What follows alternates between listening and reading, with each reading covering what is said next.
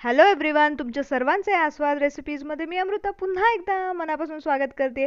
आज आपण खूप भयंकर गरमी असताना फ्रुटी आपण घरच्या घरी कशी बनवायची हे मी इथे दाखवलेलं आहे. त्यामुळे शेवटपर्यंत व्हिडिओ नक्की बघा.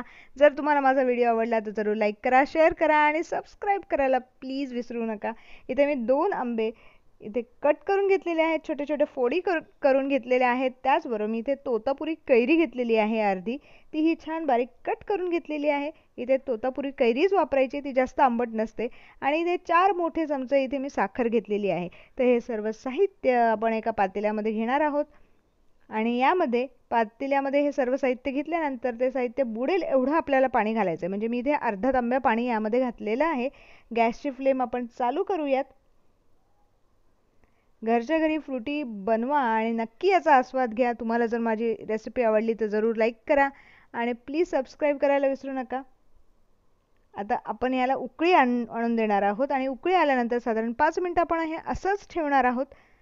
म्हणजे हे सर्व मिश्रण छान शिजेल आणि त्याच्यानंतर 5 मिनिटं झाल्यानंतर आपण हे साहित्य थंड करून घेणार आहोत आणि मिक्सरच्या भांड्यामध्ये बारीक करून घेणार आहोत. आता मिक्सरच्या भांड्यामध्ये मी अशा पद्धतीने पल्प तयार करून घेतलेला आहे. तो आपल्याला गाळून घ्यायचा आहे. म्हणजे काही आंब्याचे किंवा कैरीचे काही कण राहिले असतील तर तेही गाळून जातील आणि मस्तपैकी आपला हा फ्रुटीचा पल्प तयार होईल. अतिशय सोपी पद्धत आहे. नक्की बनवून बघा. बनवल्यानंतर कशी जमली हे मला कमेंट करून सांगायला अजिबात विसरू नका. आता ह्या मिक्सरच्या भांड्यामध्ये मी अर्धा ग्लास पाणी घालून हे सगळं छान परत एकदा गाळून घेते, म्हणजे काहीच वेस्ट जायला नको.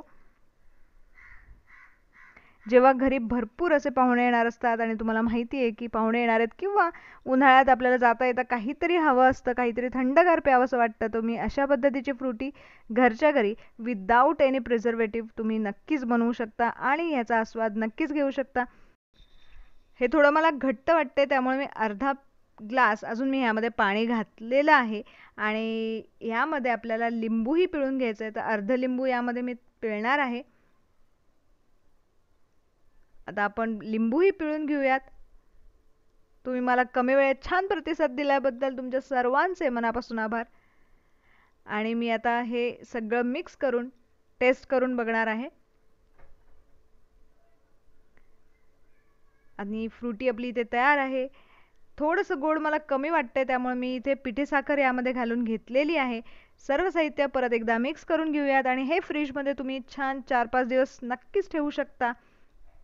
आता आपण फ्रेश अशी ही फ्रुटी घरच्या घरी बनलेली फ्रुटी सर्व करून घेणार आहोत. त्यासाठी मी एका ग्लासमध्ये काही बर्फ घालून घेतलेला आहे आणि हे मिश्रण यामध्ये घालून आपण सर्व करून घेणार आहोत आणि घरच्या घरी सुंदर अशी फ्रुटी आपली तयार आहे. कोणताही आपण इथे कलर घातलेला नाहीये, तो नॅचरल कलर आहे आंब्याचा आणि अतिशय सुंदर अशी ही फ्रुटी तयार आहे.